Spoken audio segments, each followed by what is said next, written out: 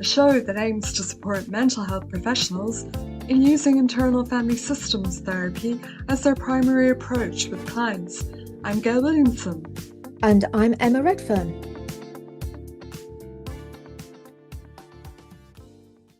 Today we're going to talk about the fairly complex area of parenting and IFS. Yes, if there's one thing that will trigger parts, it's having children and being a parent. Sure. And as many of our clients will be parents and may bring to therapy issues they're having with their children, it seems like a useful subject to get into.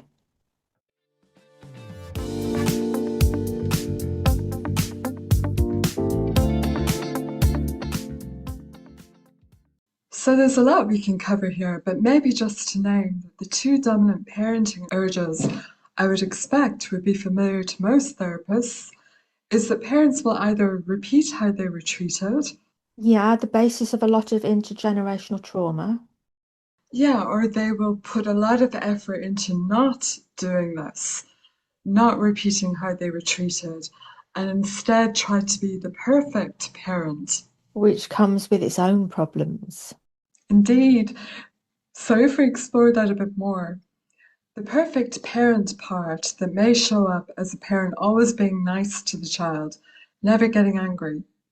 Yes, and that's actually a manager, one that's having to dominate the system to control other parts of the parent who might get in the way of this part's perfect parenting agenda, as well as controlling the child and their parts. That's a lot of managing. It is. So that manager, who you could also describe as a pleaser, will be trying to ensure that the child never sees the parent's angry part, for example. But then I guess the child doesn't get used to expressions of anger. What they may learn instead is that anger is a bad thing, so they should also try to suppress it in themselves. And also, the parent is a human being, so they have to have anger, and it will leak out energetically or in passive aggressive ways, such as, giving the silent treatment. And of course, the child will pick up on this suppressed anger and will be very confused by it or scared by it. You've given us a great example here of a parent trying to be the opposite sort of parent than theirs was to them. And that is understandable. But as we know, parts in one system activate parts in another. So this perfect parent agenda might lead to parts in the child trying to be perfect, which means exiling other parts like the angry part you mentioned, or trying to. Or things might go the other way and parts might feel rebellious or angry in reaction to this part in the parent. Either way, what we're highlighting is the part-to-part nature of those relationships. Yes, and of course, in an ideal world, parents would be able to access their self energy and parent their outer and inner children with connectedness, curiosity, compassion, calm, and clarity. For sure. And in the chapter Parenting from the Inside, in Freeing Self IFS Beyond the Therapy Room, Anna Vincennes and Joel Bubbers give some great examples of what this might look like, including slowing down, doing the U-turn or focusing inwards, meeting in the moment parts you've already spent time getting to know who react to specific parts of your child and in certain situations, and helping your own parts to relax and allow you to return or turn back to the child with curiosity and connection, not pressure and agenda. And I can imagine, Emma, parents shouting as they're listening to us that that's easier said than done. Absolutely. None of this is easy. And it's not just that parenting parts react to a child's parts. I'm also aware that society places huge expectations on both parents and children. And if the things expected of the child aren't achieved, parents' parts can feel not good enough. I'm a failure. Being a parent is a very public thing in some ways, which adds to the pressure enormously. There's always someone who knows better or is willing to judge rather than support or assist. Sure. And of course, it hopefully goes without saying that that's not what we're about here. But at the same time, it has to be said that sometimes there is such a fear about parents feeling judged that important parts of the conversation are perhaps not focused on enough. For example, I heard a radio interview with a childcare expert recently who was being asked about the effect on the child of poor parenting. And so the interviewer was frequently saying things like, it's not that we want parents to feel bad. And then further on in the conversation, the expert was at pains to say a couple of times that it's through no fault of the parents. So I'd like to cut through that today if possible, because if parents are not the ones taking responsibility, then I guess it results in the child potentially being blamed. In other words, the problem becomes located in the child, not in the parenting, which of course is the primary influence on the child.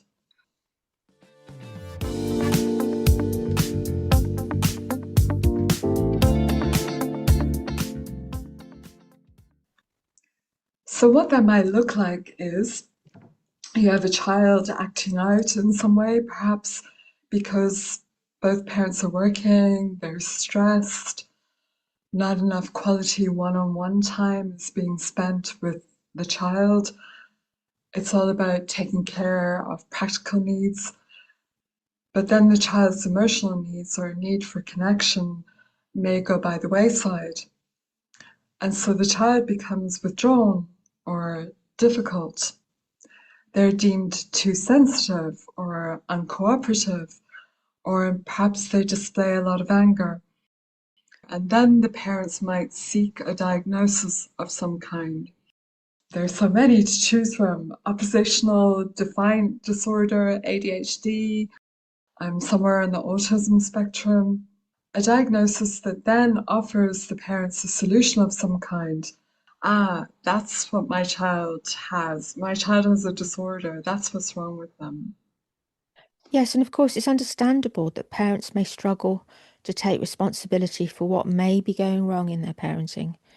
It must feel horrible to think, I'm a terrible parent, or I've hurt my child, and so on.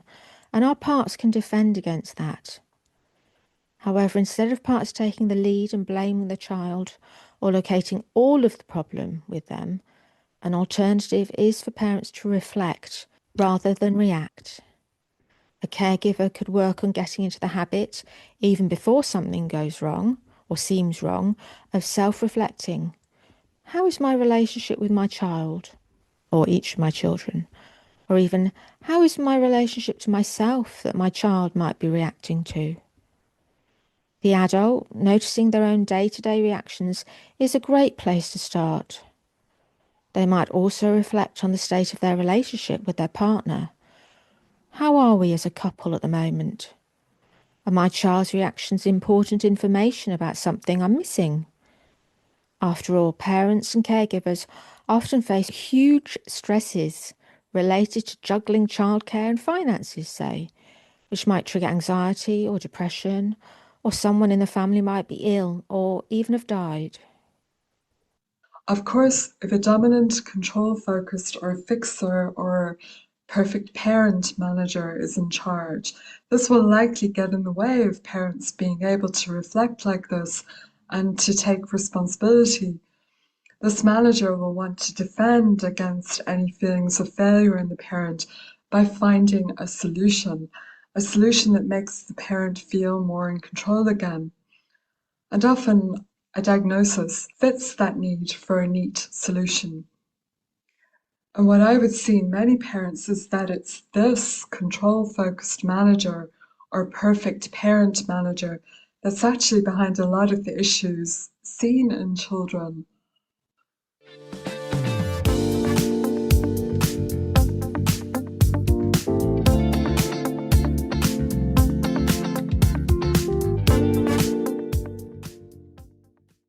We've covered some of this, but it might be good for us to say more about what that might look like. Well, say a person was heavily criticized as a child. They may have been made to feel not good enough or even called stupid. So they have exiles carrying burdens of shame and may even have developmental trauma, and certainly they're likely to have extreme protectors. And consequently, their protectors do what they can to keep that shame hidden away. Yes, so strong perfectionist parts, an inner critic and self-development manager, or a part hypervigilant about how they come across to others might have really helped them achieve success and stability in life. And just to remind listeners, we're using shorthand labels of fixer or perfectionist, etc. But we know that protectors have more to them than that. And in therapy, it's helpful to remember they are full personalities with positive intentions and access to a range of emotions, beliefs, and values, and so on. So then, this person has a child, and these highly skilled protectors may find to their shock that their strategies are no longer as successful as they were. Some parts may even view the child as an extension of themselves. And babies and children are messy, noisy, demanding, and far from perfect generally. Dominant managers may then try even harder to control their own system's behavior, and by extension, that of the child. Yes, because if the child behaves badly, or as you say, is just being itself in a human, complex kind of way, then it may well trigger the parents' exiles, their shame, their feelings of not being good enough, or fear of being judged by others as a bad parent or even a bad person. Yes, so it's very difficult for this manager to tolerate if a child is struggling in some way, for example, with schoolwork, or if they have angry outbursts, and it may result in the manager constantly trying to fix the child or entertain the child to keep them distracted, or they will do too much for the child, which then inhibits the child's independence and confidence and can lead to chronic self-doubt and a constant need for reassurance. The experience of one of my clients always sticks in my mind where, because she was dyslexic, she struggled with some of her schoolwork. Her mother's protectors had difficulty tolerating this, and so her mother ended up doing much of her schoolwork for her right through college, so that my client never had the opportunity to learn from her mistakes and develop real confidence in her abilities, to the extent that she would actually say she feels the degree she was awarded doesn't feel like her own. Or I'm thinking of the parent carrying a lot of existential or survival fear, who then has an overly anxious and controlling manager that tries to shield their child from anything they perceive as risky. So free play might be restricted in case they get injured. They're not allowed to walk to school by themselves or sent to the local corner shop to pick up milk, etc. It's as if it's forgotten that it's one of a parent's main jobs to prepare a child to actually leave home and be independent, not to keep them helpless and dependent, not to keep them at home. And the thing is, it's likely that a child would pick up on the parent's controlling part. And because none of us really likes to be controlled, the child's parts may resist this, and the scene is then set for a lot of conflict. The protector who wants the child to be safe may even find it gets the opposite of what it hopes for.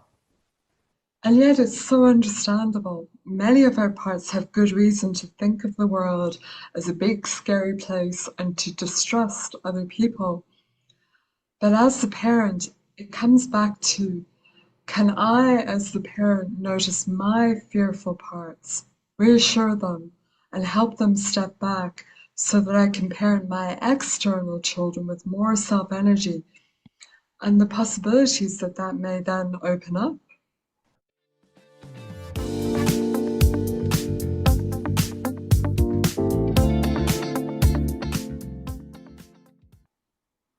And then I notice that parents can sound quite childlike when describing conflicts with their children. He's so mean to me, etc. It's that part-to-part relationship you spoke of just now, Emma, where If a parent is leading with their parts, who are typically, of course, just children, then the parent will be reactive and take the child's behavior personally. Sure. But how much healthier the parent-child relationship can be if parents are able to take responsibility for their own parts. And I do think there's a difference between taking responsibility and blame. We're Yeah, not asking parents to beat themselves up here. Rather, it's about really taking on the idea that as adults, we need to get used to parenting or resourcing our own parts to see that as our responsibility. yeah, interestingly, I was with a client recently who has quite a reckless part, and when I was exploring this with him about how he might help the part step back when it comes up strongly during the week, he suddenly realized that he'd actually been using the idea of parts to avoid responsibility. He said, I've been thinking, well, it's just a part, that it's not me. But now I realize that's really not what I should be doing. Hmm. And of course, there we're likely hearing that a manager in the client was trying to deal with the reckless part by avoiding, minimizing, or rejecting it somehow, because that's not what self would do. Yeah, so if we go back to the topic of parents taking responsibility for their own parts, say that as a parent, I'm noticing a lot of annoyance at my child for making my life difficult. What I can do is I can try to get into the habit of doing the U-turn you mentioned earlier and get curious about what an angry part of me might be responding to inside my system. For example, is another part of me perhaps feeling sad or stressed? And can I try to notice that part and acknowledge it or reassure it? Also, I think it's good to bear in mind that the nature of children is to be incredibly impressionable. I tend not to like that old therapy question sometimes asked of adults, how did that make you feel? I don't like to suggest that adults are at the mercy of other people's words and actions in the way that children are. My first IFS trainer, Mike Elkin, pointed out that what we say to children is almost like a hypnotic induction. In a sense, adults or authority figures do make children feel and think about themselves in certain ways. Yeah, so taking responsibility for the impact we have on children is very important. In the chapter I mentioned earlier, Parenting from the Inside, Joel Bubbers shares an example of his protectors becoming activated at his daughter's bedtime. He writes about how she wants time and connection with dad before sleep, but that's not what one of his hard-working protectors wants. They want to get on with settling her down for the night. His part's usual strategy of fawning, i.e. pleasing and placating, is of no use with his toddler, and another protector then steps up with a fight reaction. Joel writes, he's in a fight mode, so wants me to see my daughter as the problem, as being difficult, and to impose myself on the situation. Joel shares that both protectors are shielding him from painful feelings of lack of connection, unworthiness, being unlovable, and says, what were important survival mechanisms for me during my childhood are not helpful in parenting. He acknowledges that he risks passing on or projecting onto his daughter unhelpful messages that, as he puts it, a strong expression of her needs for connection, which are healthy and innate, are wrong or difficult for me. Which I imagine would then become a more generalized belief in his daughter's system that it's bad to have needs, with the consequent suppression of feelings or hyper self-sufficiency that we often see.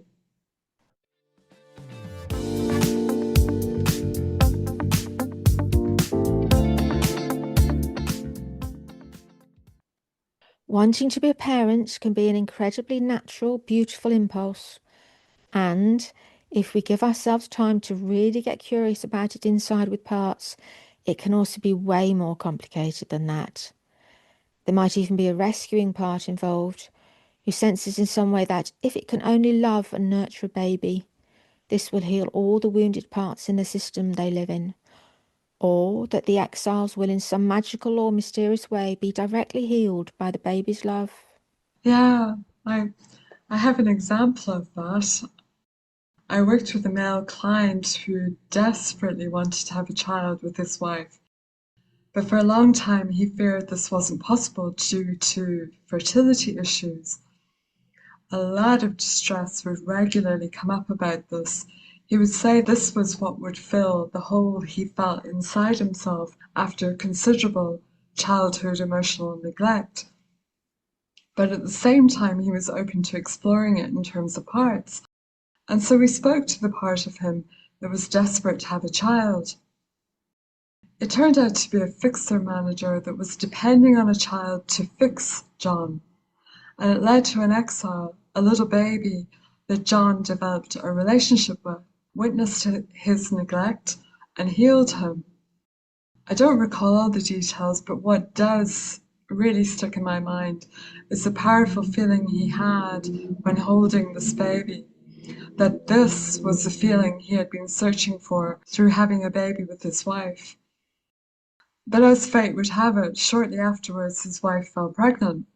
He stopped therapy then for about 18 months, and when he came back, one of the first things he said was, I thought that having a baby would fix me, but I realize now it doesn't work that way. That actually, in some ways, it's made things worse, which is why I'm back.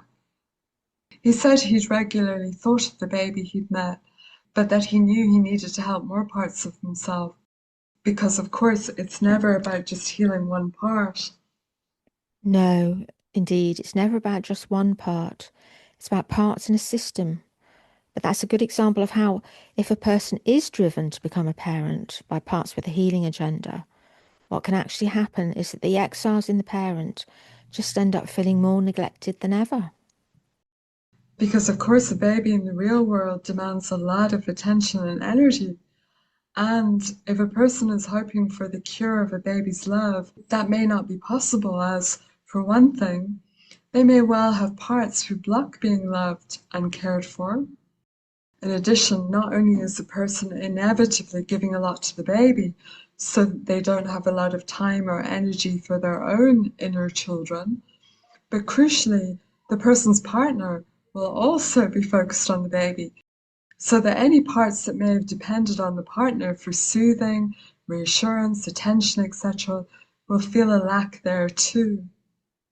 So potentially it adds to the exile's burdens.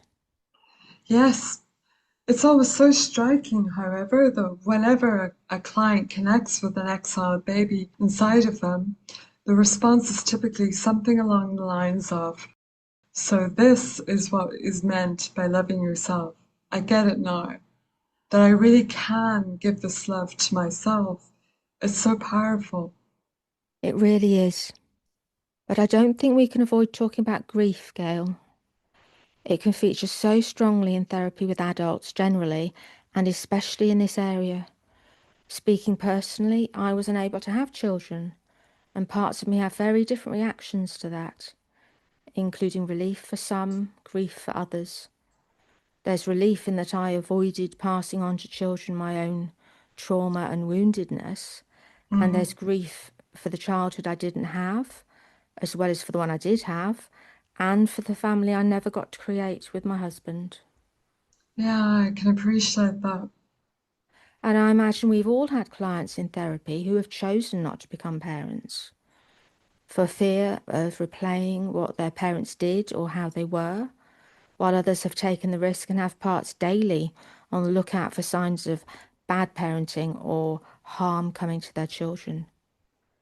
And then, of course, especially for those who have decided not to parent like their parents, there are difficult conversations to have and actions to take about whether or not to allow grandparents to take up their role as grandparents to one's own precious children. How do we keep them safe and sound from parts with extreme thoughts, beliefs, and actions either in ourselves or in others? But of course, it's never too late to do your own inner healing, and helping your system let go of legacy burdens can have a hugely positive impact on family relationships. Mm. Also, there's a wide range of supports available, if parts allow it, in therapy and beyond, from podcasts or books to parenting groups. And Philippa Perry's best-selling book is a great one to read. It's called The Book You Wish Your Parents Had Read, and your children will be glad you did. Yeah, that's one I actually recommend a lot. It's not IFS informed, but Perry does such a good job of helping parents really appreciate their impact on their children and outlining how they can parent in what we would recognize as in a self-led way.